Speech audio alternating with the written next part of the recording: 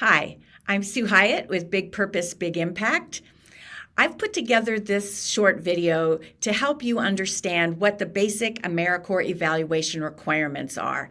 This is an area that I've been working in for a very long time, and I know from experience that lots of times programs are kind of confused about what the expectations are for evaluation, what applies to them, and if evaluation isn't your thing, this may put you in the fetal position under your desk. So I'm trying to make it simple, give you the basics so you feel like you know in general what's going to be expected of you. And if you're a program that's using an external evaluator that maybe doesn't have much AmeriCorps experience, having them watch this video will give them a really good foundation of what the basic requirements are. So in this video, I'm going to do three things. First, I'm going to tell you what the requirements are for different sizes of programs. Then I'm going to go over what's the timeline for evaluation over a 3-year grant cycle. And in the last section, I'm going to give a very brief overview of what the 10 elements are that are required in an AmeriCorps evaluation plan. So let's roll up our sleeves, and here we go. The AmeriCorps evaluation requirements first originated in the Serve America Act of 2009, so they're actually written right into the law. The details are provided annually in the Notice of Funding Opportunity for AmeriCorps State and National programs. If you run an AmeriCorps State or National program funded with competitive dollars, you must comply with the federal agency's evaluation requirements that were laid out in the Serve America Act. However, if you run an AmeriCorps State formula-funded program, your evaluation requirements depend on whatever your state commission's policies are. Many state commissions have chosen to mirror the competitive program evaluation requirements for their portfolio of formula-funded programs as well. A few state commissions have different evaluation requirements for their formula portfolio than for their programs funded competitively. So you really need to make sure that you check your specific state service commission's specific requirements.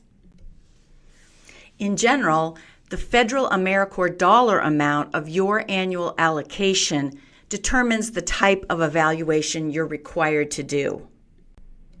If your program receives less than $500,000 a year in AmeriCorps funds, you're required to conduct an internal process evaluation, looking at some component of your program operations to determine its effectiveness and how it's working.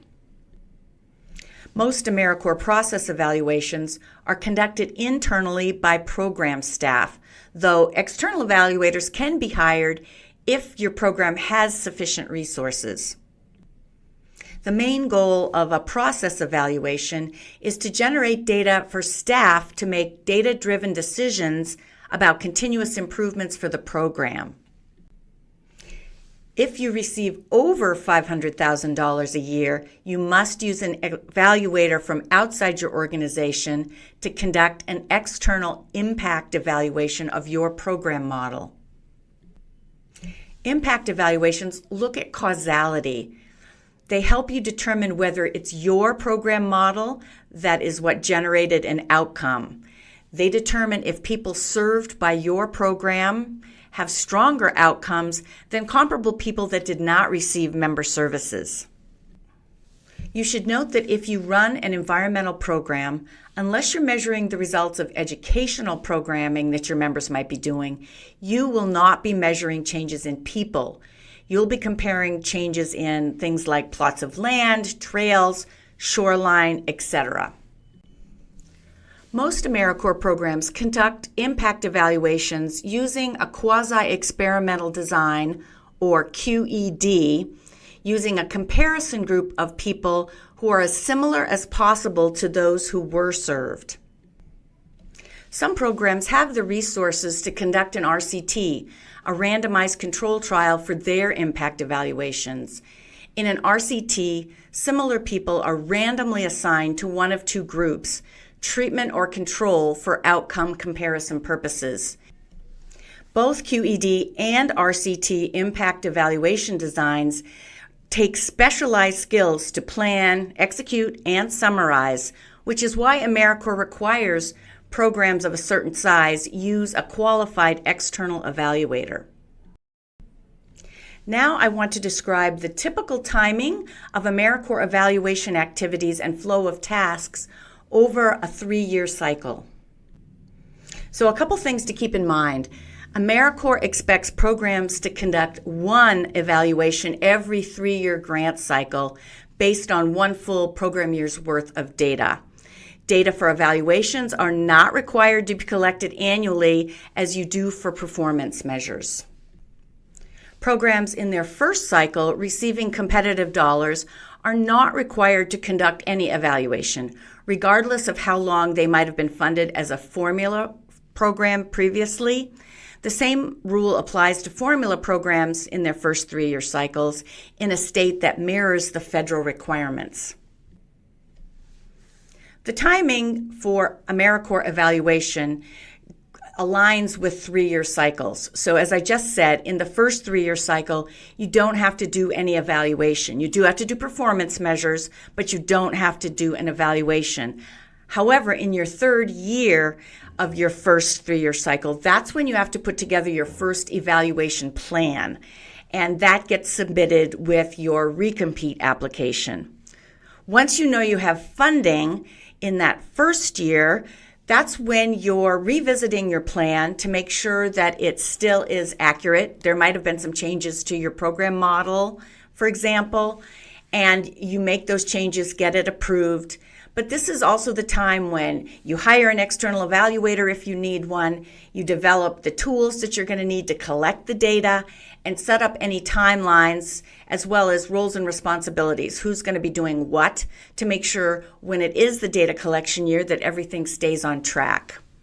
So typically, year 2 is when most programs actually collect the data that they're going to need to answer their research questions. That's not always true. Sometimes data is used from a different year than the second year, but I'd say in my experience, the majority of programs do collect data in their second year. The 3rd year is short. It really isn't a full year because depending on what type of funding you have, you only have until your next recompete is due to analyze your data, write a report, figure out what the data means, and the requirements for a new plan are also in place. So you're not only doing a report, but you're also doing a new plan. So the plan that you're required to put together for your evaluation has 10 elements.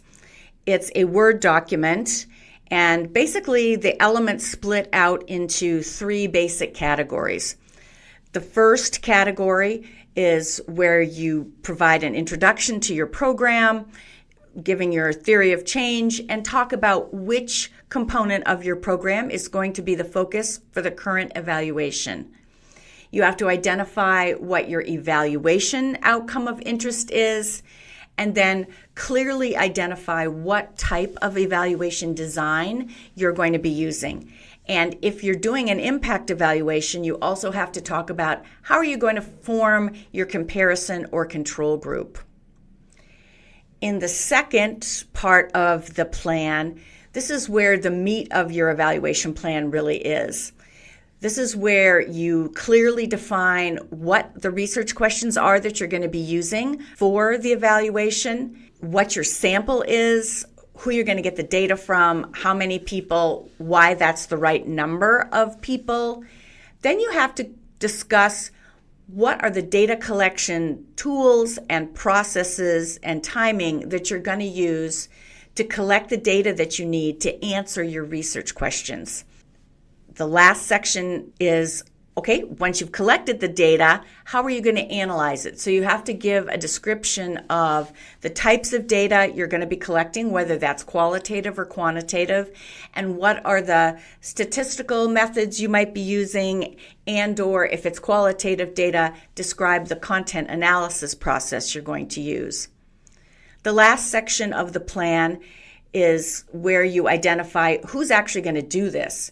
Are you going to hire an external evaluator, and what qualifications are you looking for in somebody to do this? You might already have an evaluator, or you may be going to hire one once you know you got funding for the next 3-year cycle. Staff are also involved in helping manage and maybe even collect data for the evaluation. If it's an impact evaluation, if it's a process evaluation, staff are probably doing the whole thing. So in the evaluator qualifications section, you're talking about staff, their data background, as well as any external evaluator. You have to lay out the 3-year specific timeline of what your program is going to do each of the 3 years to make it really clear what's happening and when it's happening. The last section of the evaluation plan is the budget, and that's where you mention how much you're going to have available to hire an external evaluator for each of the 3 years.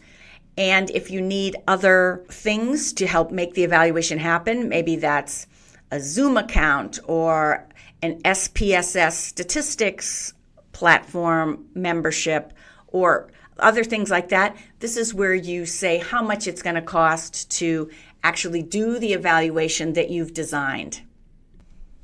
As we're wrapping up, I want to make really sure that everybody's clear about the basic AmeriCorps evaluation requirements. If you're a small program receiving under $500,000 a year in AmeriCorps federal funds, you are required, if you're competitively funded or in a state that mirrors the federal requirements for its formula portfolio, you're required to do at least an internal process or implementation evaluation. If you're over $500,000 a year in federal funds, you're required to use an external evaluator and conduct an impact evaluation either with a comparison group using a QED or a control group using an RCT. So as I mentioned, no evaluation required during the first 3-year grant cycle. Your first evaluation plan is due with your first recompete application. Year 1 is typically getting ready to collect data. Year 2 is when most programs actually collect their data for the full program year. Year 3 is short, and this is when the data gets analyzed, recommendations are made, a report is prepared, and the new plan for what you're going to look at in the next 3-year cycle is put together. And then every cycle after that, it's rinse and repeat. When your recompete's due, you have to have an evaluation report and a new plan, usually on some other component of your program, and that's due, as I said, with every recompete for as long as you get funded. Thanks for watching. I hope you found the information in this video useful, and hopefully it gave you a clear sense of what the evaluation expectations are for programs of different sizes. This can be a lot, and I know I didn't go into a whole lot of detail. The purpose here was really to give you an overview. But if this is something that you're going to have to do, you're going to have to do maybe your first evaluation plan, or you're doing another evaluation plan, and you feel like you need some more support to get it done, put together a program called AmeriCorps Evaluation Design Made Easy. And in that program, I walk through all the 10 components of an evaluation plan. There's video lessons. You learn everything you need to know so you know how to fill out that element of a plan. Because let's face it, we're all really short of time, and you're trying to manage members and write your next recompete application and do an evaluation plan. And if data and evaluation are not your thing, it can be kind of overwhelming. So this course is really meant to help step through, step by step, give you samples so you don't have to rip your hair out thinking, what am I supposed to write in here? You can take a look at what some other programs have said and see if any of that matches what you think you're going to do for your program. So if that interests you, please check it out. You can go to AmeriCorpsTraining.com and you'll see it listed. So click the button and find out more. Again, I'm Sue Hyatt with Big Purpose, Big Impact, and thanks for watching this video. Bye-bye for now.